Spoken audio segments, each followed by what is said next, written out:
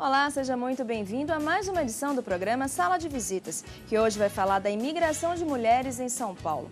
A nossa entrevistada é a vereadora Juliana Cardoso, do PT. Seja muito bem-vinda, vereadora.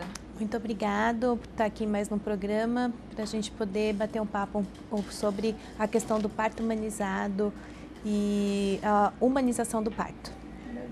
E a convite da vereadora, eu recebo a Andréa Carabantes, integrante da equipe de base, o Armis, Convergência das Culturas. Muito obrigada também pela presença, Andréa.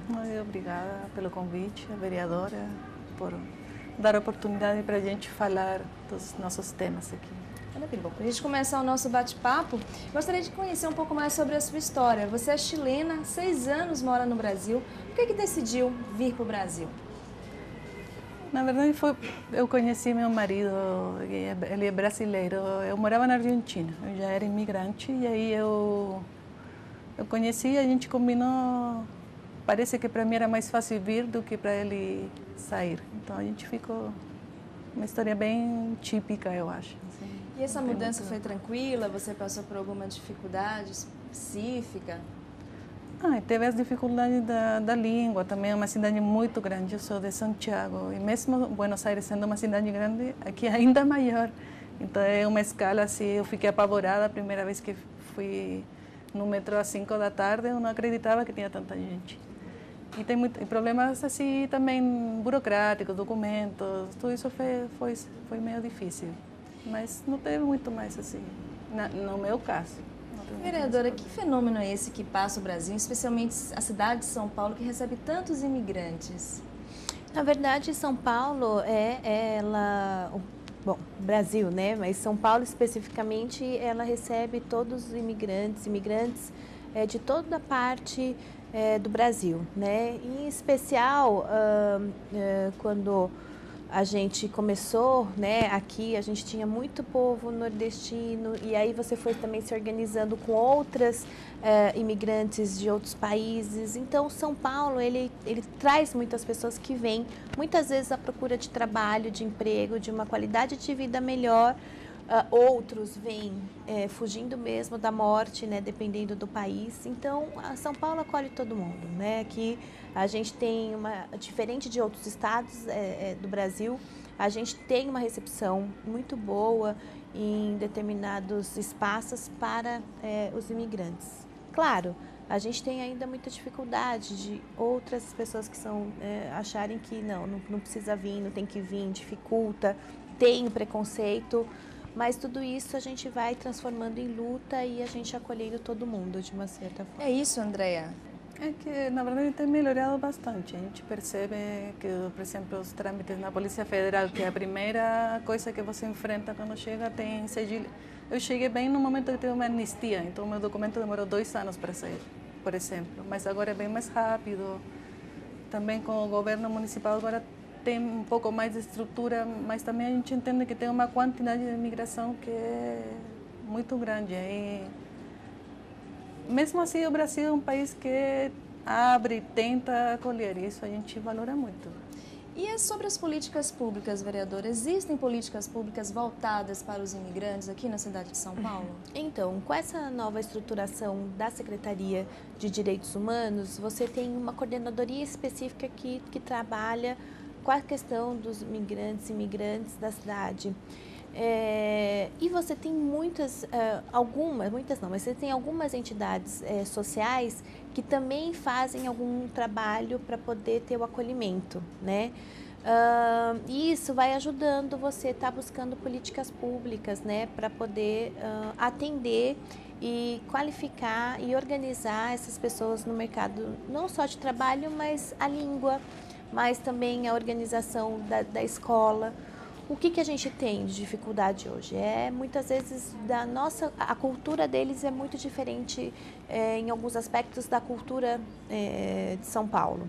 E isso dificulta, porque não é toda escola, todo o equipamento público que tem um entendimento, uma humanização, um acolhimento dessa cultura para poder entender o que é tão importante para aquele migrante que está chegando.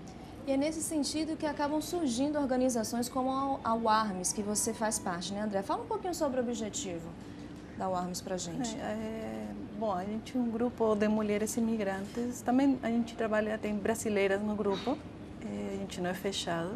E o trabalho, na verdade, tem a ver com, por uma parte, o empoderamento das mulheres imigrantes, que elas conheçam seus direitos, conheçam o acesso, as possibilidades que elas têm na cidade em todos os âmbitos, saúde, trabalho.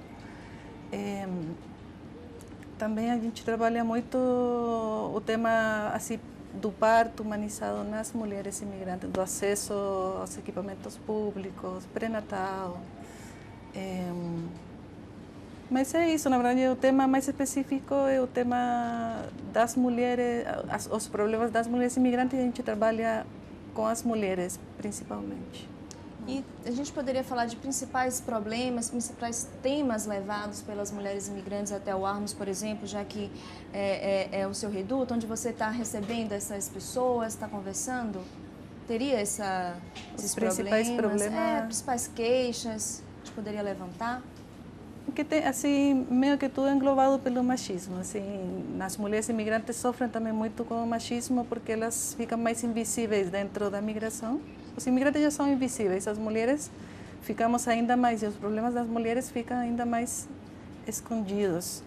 E as mulheres têm problemas nos mesmos âmbitos que os homens, mas também tem o tema mais específico, como parto e gravidez. Tem também o tema de que as mulheres às vezes são as últimas em tirar a documentação porque se privilegia o homem que sai para trabalhar e os filhos que vão para a escola.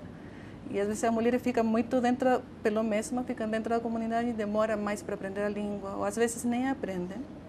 Aí tem muito mais dificuldade para sair, então são muitas situações que fazem com que a mulher fique às vezes muito invisível mesmo, assim, realmente invisível, escondida. Vereadora, qual o peso da discriminação, né, na integração da mulher imigrante?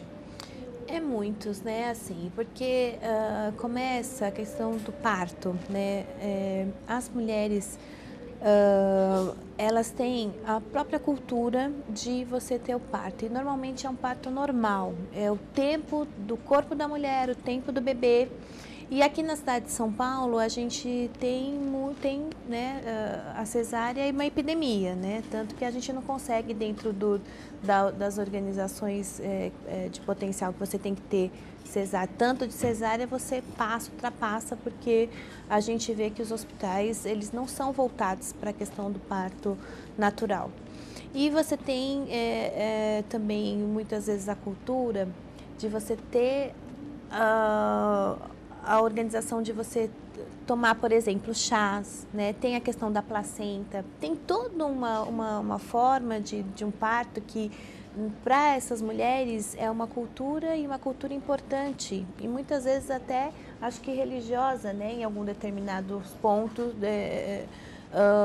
do parto. E aí você acaba tendo já chega no hospital, já querem colocar, né, o soro, já querem colocar na casa de parto, para ter trabalho de parto, para poder fazer a cesárea. E isso, para as mulheres, é uma violência muito grande, né? Tanto que a gente tem mulheres que têm o bebê aqui, aí ficam até um tempo e depois elas voltam para o seu país para poder ter o bebê lá e depois voltar.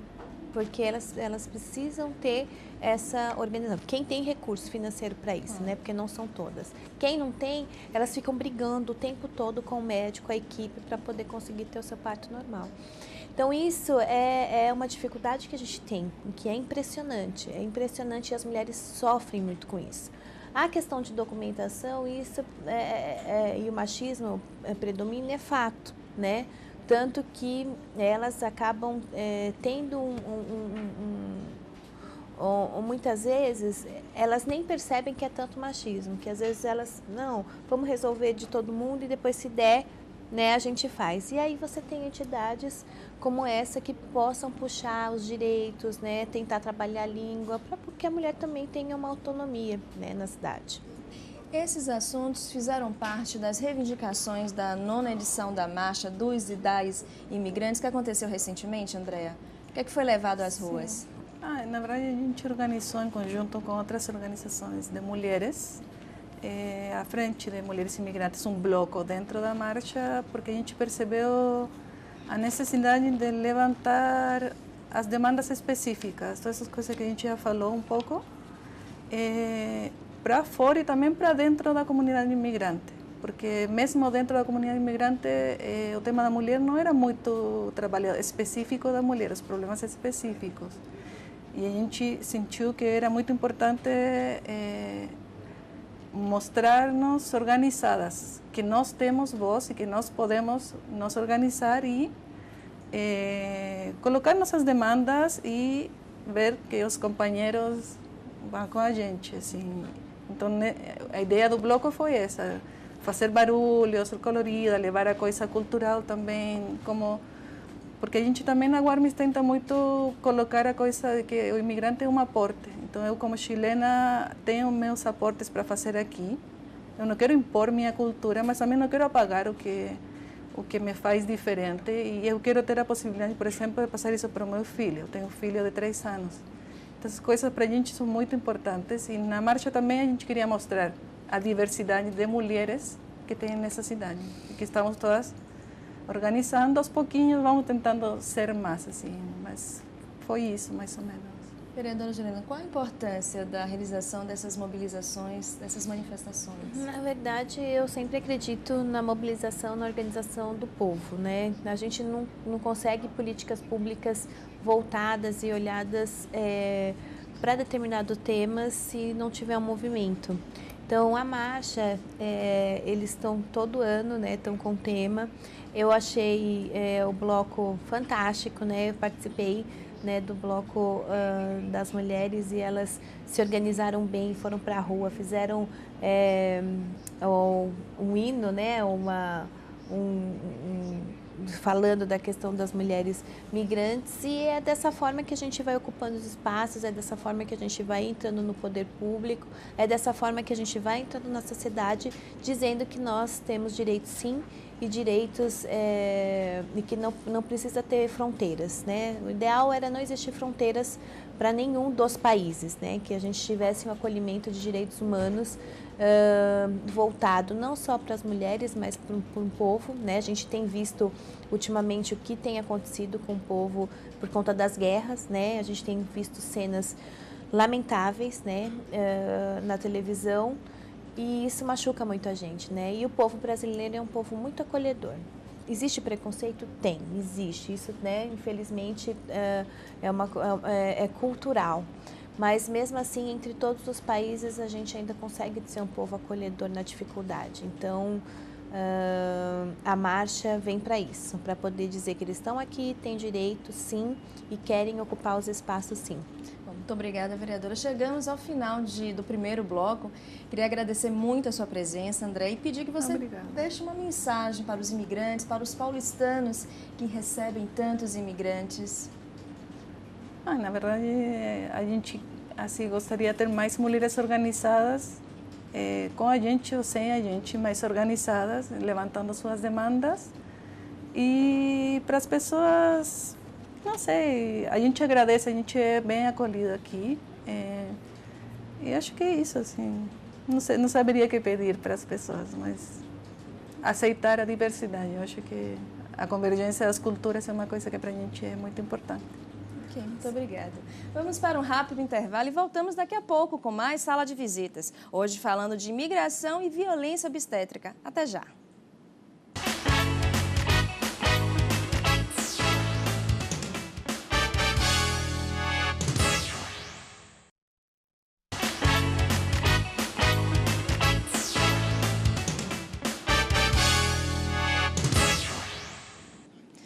Estamos de volta com o programa Sala de Visitas, hoje falando de imigração na cidade. Continuo o bate-papo com a vereadora Juliana Cardoso, do PT, e agora eu recebo nesse bloco a Jobana Moya, que também integra o Armes Convergência das Culturas. Muito obrigada pela presença, Jobana.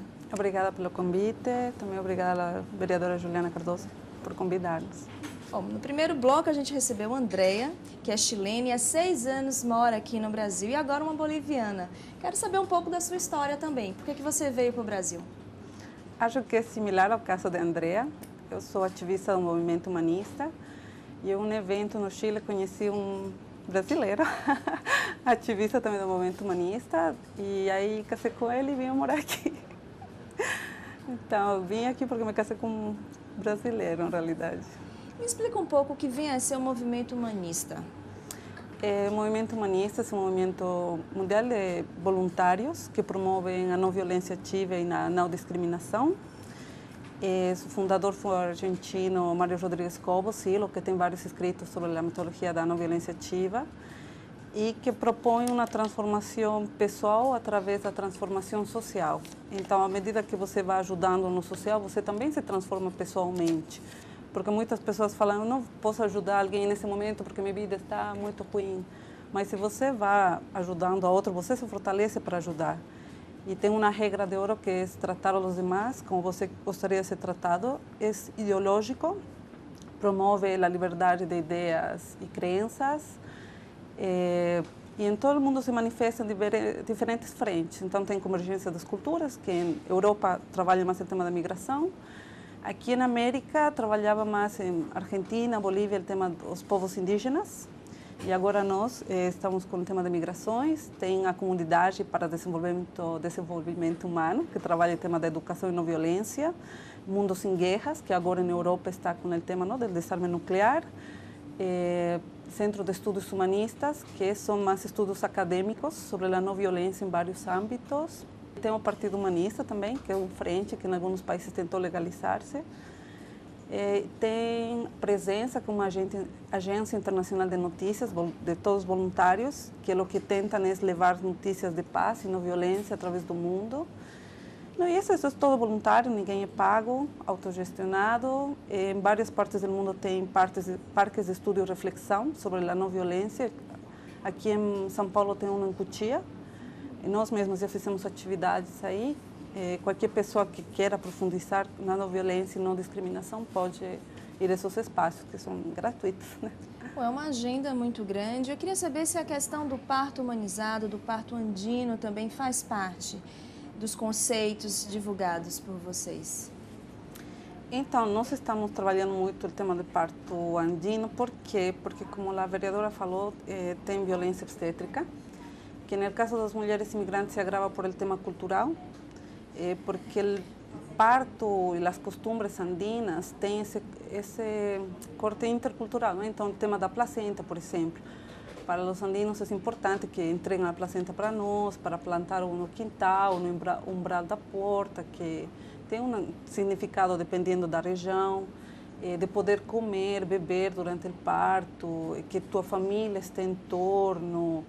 O tema da roupa, as casas de parto, acredito, são o equipamento que melhor se ajusta às nossas crenças, porque as andinas têm muito pudor do corpo, então não gostam muitas vezes de ir no médico para não tirar roupa ou durante o parto. O tema da língua, porque durante o parto você esquece falar em português. A mim me aconteceu o meu parto.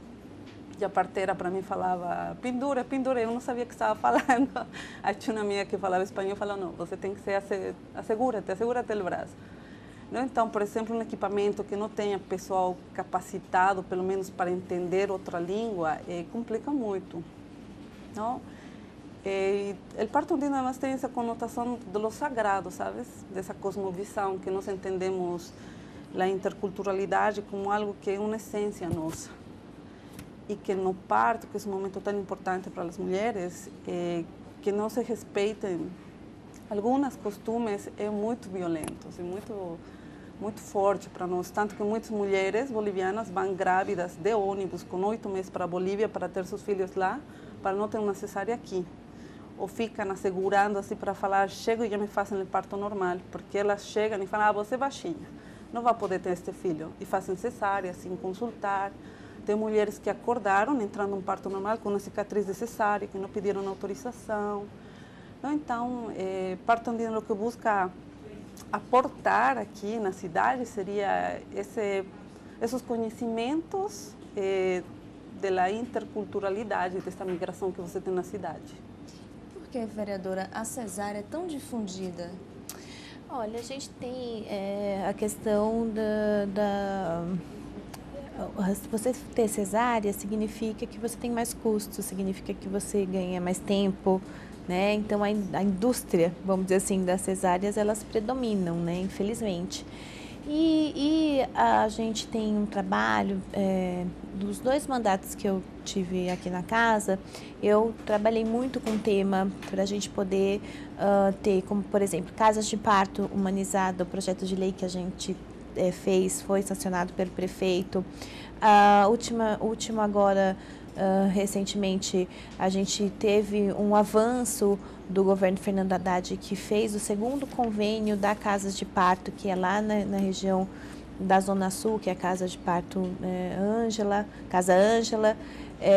A ideia é que a gente tenha outros projetos de lei que também façam a doula, que os hospitais aceitem ter o acompanhante que possa levar a doula, porque a doula é uma pessoa que ajuda e acolhe a mulher, coisa que muitas vezes os hospitais não conseguem fazer, porque também a gente sabe que é muita demanda e tem na própria formação, tanto dos médicos quanto das enfermeiras, já é uma situação para você pensar a cesárea.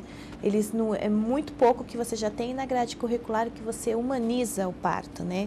Por isso que tem hoje as obstetrizes, né? Que a gente também batalhou muito para incluir dentro dos cargos, que a gente tenha concurso público para obstetrizes, né? Que possam estar auxiliando dentro das casas de parto. E não só na casa, né, mas nos próprios hospitais que tenham essa política, como por exemplo no Hospital Cachoeirinha. Eu tive o meu bebê lá no Hospital Cachoeirinha porque lá era um hospital que tinha o parto humanizado, né, diferente de outros locais que a gente tem. Aliás, na cidade de São Paulo a gente está batalhando muito para isso, né, não só enquanto mandato, mas o próprio governo federal, né, já pensou em algumas coisas como a Rede Cegonha. Mas você ainda tem muito impedimento, muitos médicos, eles desqualificam, né, o parto humanizado e aterrorizam as mulheres brasileiras.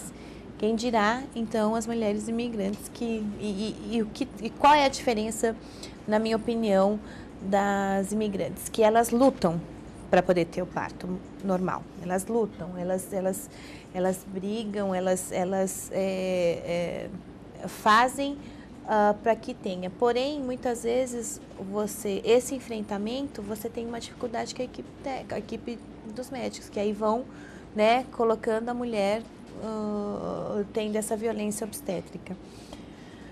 Então, é uma luta que demora, mas a gente já tem tendo muitos avanços, né? E agora esse novo projeto que a gente tem pensado também nas mulheres imigrantes, de forma de atendimento, né? Hoje em São Paulo, vereadoras, existem quantas casas de parto? Tem uma em Sapopemba? Hoje nós temos 2, né? Então a gente tinha uma que é a casa de Sapopemba, que foi pensada pelo Davi Capistrano, né? Na gestão da Marta, que era a gestão do Partido dos Trabalhadores, e agora, na gestão do prefeito Haddad, na gestão do Partido dos Trabalhadores, a gente conseguiu a 2ª Casa Ângela e o prefeito sancionou para poder regulamentar as casas de parto, porque elas não tinham uma regulamentação. Então, foi o projeto de lei, né, da minha autoria que possibilitou a gente fazer essa ampliação. Então, a gente está avançando, É pouco ainda, mas já conseguimos uma, né? Bom, já que a gente está falando sobre parto, o tema saúde pública, a gente tem que também citar como você, uma mulher imigrante, tem acesso à saúde pública aqui na cidade de São Paulo. Qual a sua avaliação, Giovana? Então, eu considero o Sistema Único de Saúde um sistema assim, exemplar para a Latinoamérica. Só que, claro, entendo, tem seus problemas e coisas a superar. Enquanto a mulheres imigrantes, acredito que o tema da discriminação é forte, porque os imigrantes também trazemos à tona um tema no Brasil, que é a discriminação racial. Então, não é o mesmo você ser um imigrante branco, de olhos azuis, que ser um imigrante negro ou latino. Então, tem um tratamento assim, claramente diferenciado. O tema da língua, por exemplo, os equipamentos não estão preparados. Você não tem um cartaz bilíngue, por exemplo, em lugares... São Paulo tendo uma população tão grande de imigrantes, não tem essa facilidade. Nós cobramos muito que haja assim, um censo, claro, quantos imigrantes tem para que se trabalhe em políticas públicas para nós. Principalmente, acho que o tema da língua é muito difícil. Também você vê uma burocratização muito grande no tema da regularização migratória. Então, você, para ter acesso a um posto, você precisa ter comprovante de residência, cartão SUS. E dependendo do posto, podem ser mais flexíveis ou não, aunque a Constituição brasileira garantisse acesso à saúde e educação para todo mundo, não especifica só para alguns. Então, muitas vezes, dependendo do posto, a mulher, por exemplo, grávida, vai querer fazer pré-natal e não faz um pré-natal, porque ou ela não tem sua RNE, não tem protocolo, ou porque ela não tem como ter um comprovante de residência, porque nós trabalhamos muito com essas mulheres que são mais vulneráveis. Então, você está trabalhando na oficina de costura, que já foi terceirizada para alugar, porque também não aluga muitas vezes diretamente para bolivianos. O boliviano tem que alugar intermediando, paga mais caro. Aí não tem como comprovar um comprovante de residência. Sim, mas você pode fazer um escrito, não tem barreiras, mas tem formas de saltar elas, mas muitas pessoas não conhecem. Por isso, nós também tentamos traduzir os materiais que disponibiliza o Estado brasileiro, explicar às mulheres o que pode fazer. Mas, por exemplo, em São Paulo, serviria muito que, não sei, salgam na diretriz, em todos os postos de saúde, pelo menos mulheres grávidas, imigrantes, sejam atendidas, que não acontece. Então, você tem um alto índice de morte de mulheres imigrantes, de crianças, já acompanhei alguns casos de óbito, porque a mulher simplesmente não foi atendida. E nós somos voluntárias. Nos ligam para ir aos postos de saúde, falar com as gerentes do posto. Conseguimos ir em alguns lugares. Mas nós também trabalhamos, porque somos voluntários, então precisamos, por exemplo, isso. Já conseguir uma norma que garanta o acesso à saúde de mulheres grávidas, sabe, seria já fantástico para nós. Muito obrigada, vereadora. Chegamos ao final do nosso programa. Obrigada, Jabana, também. Uma mensagem final, vereadora.